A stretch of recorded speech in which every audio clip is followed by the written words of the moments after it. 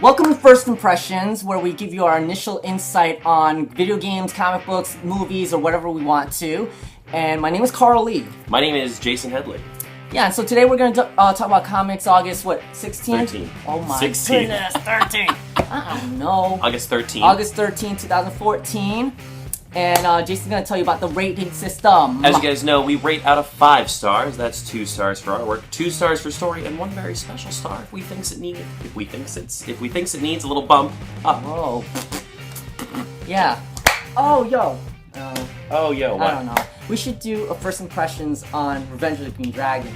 Oh, we should. So We Revenge of should. the Green Dragons is a new movie coming out. Yeah, there's some new update on it. It's going to be on the Toronto Film Festival, September 9th, world premiere, and then theatrical release in October. And the reason we're talking about it at all is that there is a certain K.C'arl Lee in the film. So you guys should check it out. Check out the trailer online. Yeah. We'll put a link to it in the description down below. Yeah, and you can take a peek. All right, should we get started? Yeah! All right, first up. Batman 34! So this is an in-between issue between the end of Zero Year and the beginning of Endgame, right? Yeah, I definitely have some thoughts on this What'd you think? issue. I don't know. It felt very different from the whole rest of the series, and that's not necessarily bad, but I don't know. It just didn't feel like it was the same book. I see that it's a little darker. He had guest writer Jerry Dugan, or whatever it is, Dugan, and it's supposed to lead into Arkham Manor. Yeah. And I did like the fact that they had this whole street level crime thing where this guy's like, he won't notice me because I'm this little nobody. There's all these other crazy criminals that Batman is normally after, and so they talk about that, and that's kind of interesting. But it just felt out of the loop or something. Yeah, I will agree. It doesn't really fit in with anything, but I really liked it. I liked the writing. I thought the art was very Murphy-esque, and I liked that. I liked that it was a really gritty, dark story for Batman, because, Batman should be gritty more often than he is, I think. And That's true. It was good to see a pretty, dark, gritty story. It had some really cool imagery, really cool artwork. I look at this issue kind of as a one-shot, right? Like, if you look at it as a Batman one-shot, it's really, really cool. If you're trying to be like, where does this fit in? A little weird, but it was nice to be back in the present time with Batman in Scott Snyder's world and him kind of talking about. It's funny that this book summed up Batman Eternal better than Batman Eternal ever has, which I thought was really funny that they had a previously on Batman Eternal, even though it wasn't in Batman Eternal. So yeah. And that was interesting that he had this digital camouflage technology that I don't know that he had before. Did he? I don't know. That was I pretty think cool. he had a masking before. I remember Dick Grayson maybe have used it, but I don't know. But they had it on the car too, and I don't know, whatever. What'd you give it? 3. I gave it 4. Ah! I enjoyed it. I liked it. Yeah. Batman Eternal number 19. All right. It's good. I like it. It's in the same line as the previous issue. It's better than the supernatural issues, which I hear is supposed to be spinning off into Gotham Midnight or something. Gotham at Midnight or Midnight Gotham, whatever. Which is going to be written by Ray Fox, and it follows Jim Corrigan, who's the Spectre who investigates all that supernatural stuff in Gotham. Right. And I don't know if I'm so interested in that outside of the fact that Ben Templesmith of Squitter is going to be drawing it, so I think that's kind of cool. It's going to be a dark book, obviously. But back to this book, I think it's... I want to say one thing in general about Batman Eternal is that there's such consistency in diversity in artists. There is. And so it's kind of cool that they keep changing artists, and it's not too jarring, right? Not too jarring. Extra-dimensional aliens. That's something that you don't see much in Batman. Right. So it's kind of interesting, but we are in a superhero world, and it does exist when he's in the Justice League, so why not in his book, right? Yeah, absolutely. It's just his book was so, in his own little world, and now I feel like they're opening it up a little bit more. Right. Oh, which also, yesterday I went to the Scott Snyder talk thing at Bryant Park, and I took some video, so I'll probably put it in there somewhere, and I took a picture with him, and he talked about the next Batman storyline, Endgame, and how it does open up into the DC universe. It's supposed to be the most crazy thing he's ever written, and it's not just saying that like he always does, but it's supposed to be really good. I'm excited about it. Anyways, back to this book. I like that part where the whole Red Hood being offended, being called the Joker, like, or you know, he's like giving that girl a little pass on, like, you know, you just call me the Joker. That's really messed up, considering he killed me. Right. Falsario. There's this line in here. He says Sim. Sim is a person. What's Sim? I don't know. I was a little confused, by that too. As far as this book goes, I felt a little bit differently about it than you did. I think about the art. I did not like this art at all. It was, to me, it was sloppy. It was ugly. It looked like it was done with colored pencils. Did I say anything about the art? Please, I don't like this artist. I don't know. Maybe they're good for something else, but this just looked kind of sloppy.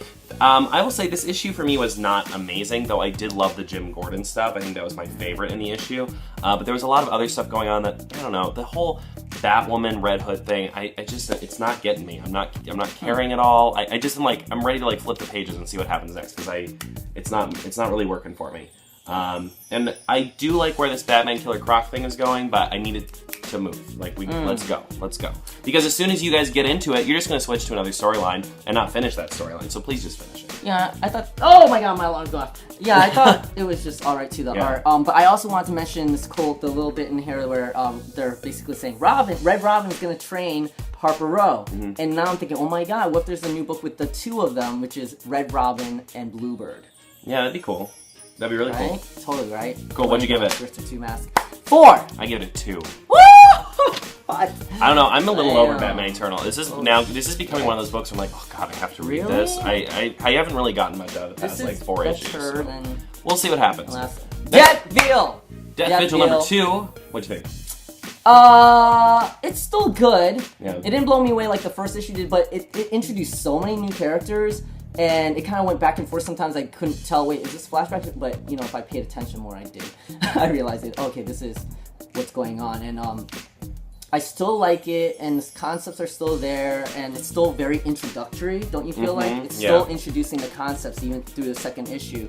And I still like it, the art, it's still good.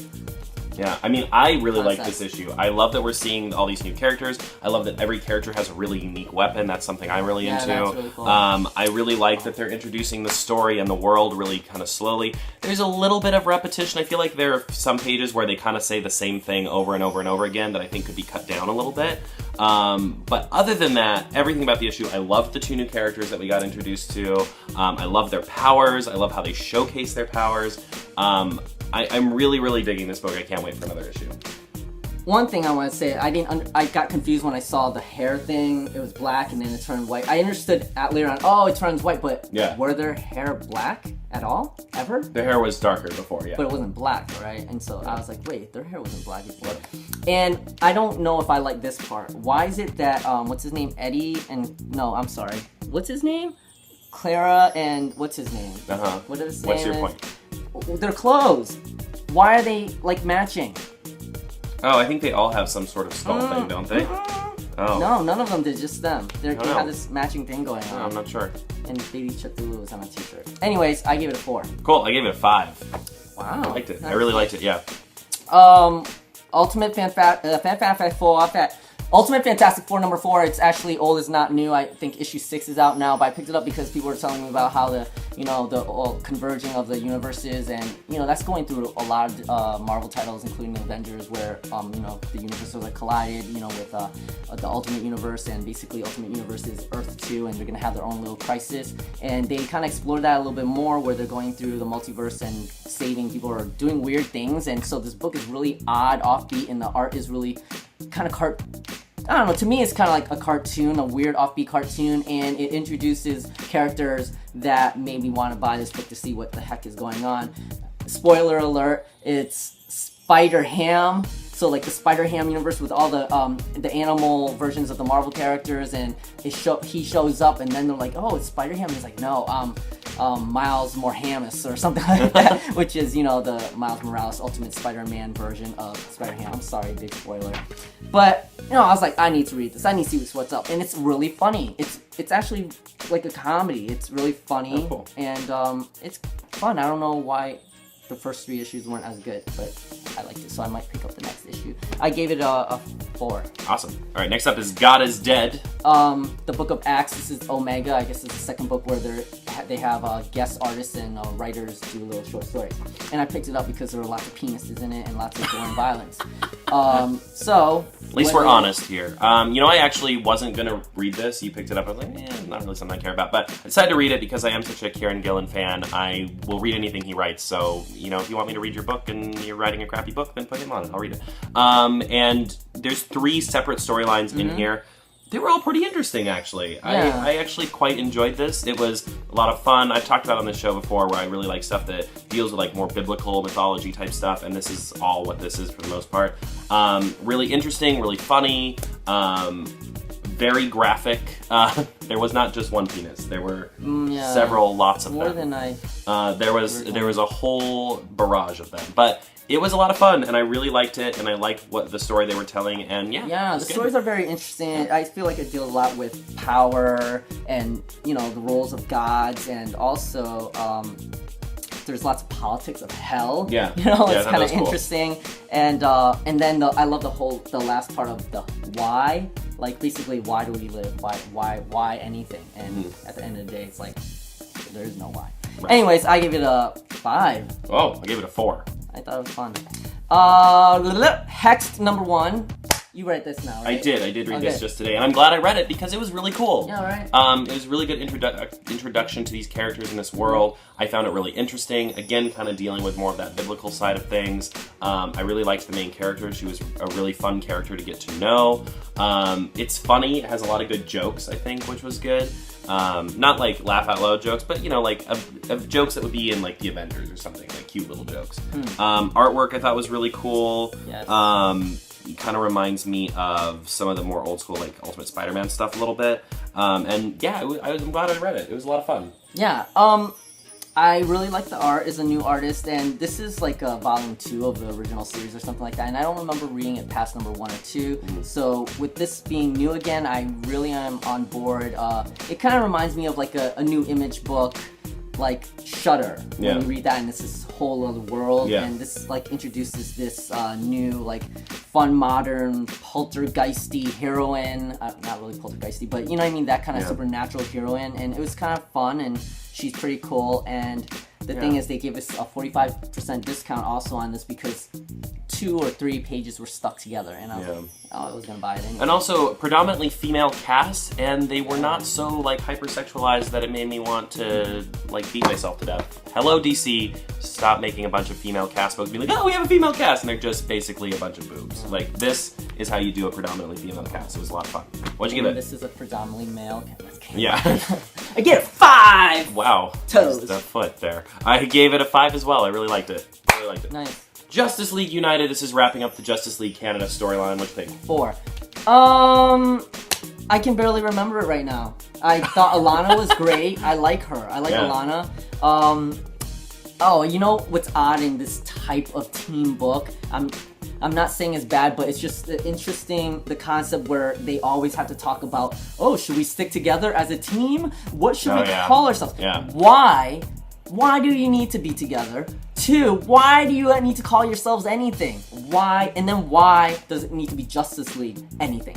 We know the reasons why, obviously, because it's a brand. But outside of that, it's like, why any of that? Why do we need to be together? Why do we need to, have a name for our team? Why does it need to be Justice League? Right. That's what made me think of. I mean, I generally liked it. I liked the story. I liked kind of how we wrap things up. It was very cliche, like, oh, now we have to decide if we're going to be a team or not.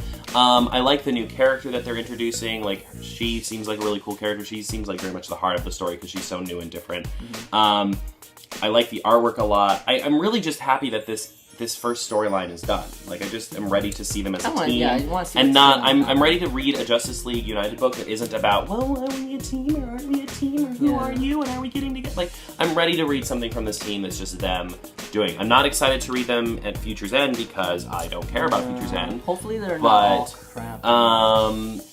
I am excited to see this team like more in action and together. Yeah. So yeah. And there was a nice little character moment with Animal Man and Green Arrow also. That was great. Yeah, I love that. And I also thought it was interesting how some panels they had these like weird dual color thing where it was just red and white or something like that. That was cool. And that's kind of interesting. I like that they choose to do something different like that.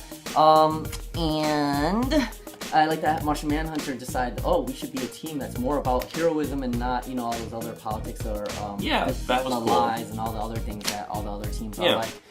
But then why call Justice League, Yeah. So I gave it a 4. I gave it a 4 as well. I'm excited for the next issue. Next up, we reviewed something by these guys earlier. Dwayne Feenstra had a book called Arrow Girl #1, and he asked if we could review it, and we reviewed it, and we loved it. We gave it 5 stars. So when we saw this on the stand, he worked on it. He's part of the script. He's one of the scripters. It's Dwayne Feenstra, and the main writer and creator, artist, and creator and writer is Ray Anthony Height. Right. And, this is Midnight Tiger, number Midnight 1. Tiger, number 1. And so I was like, I'm gonna pick it up. I keep picking up these new Action Lab books. They're coming out of nowhere, and some of them are, I think it's new and interesting. So I only thought it was okay though. Yeah, I gotta be honest. I've read everything in this book in another book. Yeah, there was very little original idea here. I could see, where he's coming from. He's coming from the angle of, well, I'm assuming Dwayne is a black man. That's why it makes it more personal to him. He doesn't have to be black. I don't know him personally, but I'm guessing that he is. And maybe that's is that a messed up guess? I don't know. But I could see, where we're going with that and where it's coming from, and I see that, but I did not love it like I loved Arrow Girl. For me, everything in this was very derivative. I could read the same storyline in Ultimate Spider-Man. I could read the same storyline in a lot of superhero comics. There just isn't anything about this that makes it stand out and makes me think, ooh, now this is different than other superhero comics. It's like if you wanted a cookie cutter for what a superhero comic is like if you want to be like, this is what every superhero comic is like, you could put this into someone's hand and then they would know, because there's very little. I love Arrow Girl, but there was not enough here to make me want to keep going. And also, I thought it was weird, in the story it said, I became this hero while this fire was happening, which made it sound like he became this established hero overnight. Yeah. You know what I mean? And I was maybe like, we missed something. Maybe there was another obviously something prequel happens or something to him, and then he becomes. But it made it sound like he just. I don't know. Yeah. I don't know. I gave it 2. Yeah, I gave it a 2 as well. Oh. I love the cover, this alternate cover though. Yeah, and I would love to see this, because I do like that it has a diverse cast. I'd love to see it do a little bit more, but for now, not great. Okay. Right. Original Sin #7. It's the book before #8, which is the finale. It had a lot of flashbacks type of stuff too that I had to really pay attention. I was like, wait, where, what, when, how? And I don't know, it revealed some interesting stuff. I think I liked it. But I'm not really sure how I feel about it. I kind of forgot some things and wait, why are they all fighting Nick Fury right now? I can't remember why. There's a misunderstanding. All of a sudden we gotta all fight. That kind of thing where let's all gang up on him, which is basically what happened. But I can't remember why. Did he kill somebody? No, he didn't kill anyone. It's just that he's been lying to them, and so now can't believe you lied to me. I'm gonna hurt you. I don't know. I just can't remember. I know it's probably not as simple as that, but I gave it. What'd you give it? What's happening? 3! Give it a 3! Oh my god, wow. Shut her! 5. Oh, that was so calm. What can I say? I love this book. It just keeps, I just am so in. I'm so into this book. I love In it. That's terrifying. I love the artwork. I love the story. I love where this is going. I love that it's now getting a little bit more personal with her and her brother. I loved the ending. I thought that was such a cool twist on the end. What twist? About her father. What happened to her father? How he died. I thought that was great. is very interesting. Yeah, I thought that was because that added such a cool layer. Because they didn't really they didn't really spell out why she did it. Yeah. So you can kind of think, oh, is she doing it to save him from suffering? Yeah. Is that why? Yeah, right. Spoilers. I feel like that's why. Or is it something else? Because why apologize for that? Yeah. You're helping, in a way. Right, but it's still got to take a toll. He was gonna regardless, anyway. It's got to take a toll on a person, right? That's true, because, I had to end it for him. Right, that's still got to be pretty painful. Also, as a former film student, I want to say, Joe, this whole thing about the, the old school camera and, feeding the tape in and the projection of it, really loved that. It was such a cool, slow down and really explain something moment, and very specific, right? Like I said, I really loved it just because of my background, but I really liked that. So. Don't you think the dad could have survived? He's so resourceful. Why didn't she think that maybe he, let him deal going down there and figuring it out. I mean, he was stabbed through his I don't chest. know. And let's be honest, I think what they're trying And- to say, though, he might still be alive. I don't know. That's fine, but not feeling he's after. still alive. Oh wait, he could have survived. I don't know. fuck, He might messed still it be up. alive. Yo, what about the Asian? What was the whole Asian? Is that her? You know, her flipping out like that remind me of you Well, in a way. Like the, she's like, the little kid's like, I'm 8 years old. How old are you? And then all of a sudden she's like, because she did that because her father died. Because she's like, you had him after. Yeah, I think so. 10 years ago, I was still with you, and you had sex right. with someone else. Is that why? Yeah. Okay, that's what I was thinking. That's what I was thinking. See, they don't really spell things out, which is actually a good thing. Because if they completely spelled everything out, I think that's a little bit too much. That's probably how I would have wrote it. And unless I edit it, maybe, and then I would. Anyways, the 80s NES game. What is that? Is that real? Yeah. Is that real? No, that's not for real. Oh. No, that's just a spin It's on like it. That's all the characters play. from this. They're playing. Yeah. So it was not real. Yeah.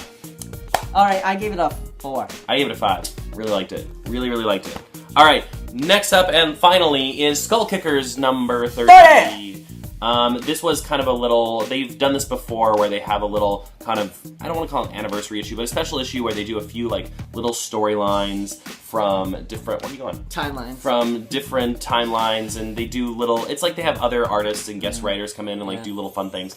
And as a fan of Jim's Up and as a fan of their writing, I really enjoyed it. I want to say that I never picked up Skull Kickers, and I just thought, well, this totally looked like a one-off type of thing. Yeah. Like, it's a special issue. It's not necessarily following any continuity, but he does say what happens in here is significant to their last storyline coming in 2015. So I thought, well, maybe this is a good time to check it out, because Jaysen's a fan, and, I don't know. I've always liked Skull Some of Kickers. the art is pretty great. Yeah. I love the diversity of the artists and the changing of the styles and everything. It's interesting and a little funny, but not really grabbing me. Yeah, I mean It ain't Rat Queen. This is not a great issue to start. Yeah. In my opinion, because it is like one-offs, but you get so much more out of it knowing who these characters are. And I will also say something I love about Jim's Up outside of his writing is he is one of the more known comic creators who is so willing to help out someone new in the field and put out information. He puts out self-publishing things. He puts out all this stuff and resources, and that's awesome. Thank you for that. You're a great guy. You're doing some good things. And I really like this. I want to say some funny moments that there was, stop being poor! Yeah, I like that. I thought that was funny. Oh shit, wrong gun. Just killed that was the great. red guy. That was great. I thought those were really funny moments in the whole, like, stop cursing! And okay, fine, poop. Instead of whatever he was saying. And I thought those were particularly good moments that I really enjoyed, and it made me think of, I hate to say this, but, Rat Queens. I'm thinking that it's that type of feel for me, with violence and comedy and modern sensibilities. Yeah. But then, it's also interesting, this is not a comment on this, but in the fact that in our culture and society, there's so much that is a homage to Batman's origin and derivative of Batman, and they do it purposely, obviously, to make, this is like a Batman story, and this one's like a Pulp Fiction sci-fi book, and but it's just interesting because I just read something else that was like that was basically the same idea, so it's not criticism, it's an observation. Yeah, so I give it a 3. Sorry, Gave it a 4. I liked it. I always like Skull Kickers. So that was our pickups for this week. That was our poll for the week. But what about the book? About the book of the week. Oh, right. What was your book of the week? I'm sorry. Well, my book of the week was Death Vigil number 2 while you screamed. Oh, that was pretty good. I really liked it. Based on my ratings, though, it would have to go to either God is Dead or Hexed, and I would not give it to God is...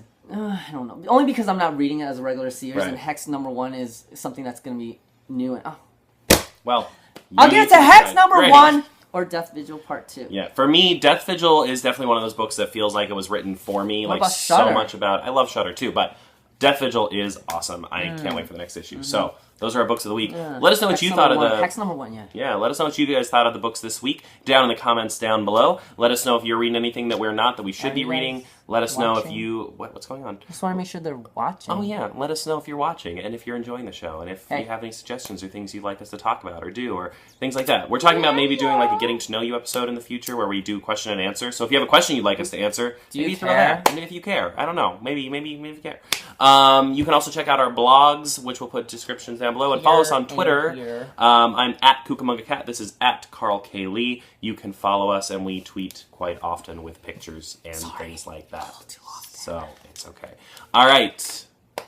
Check it out! All right. We'll see you guys next week.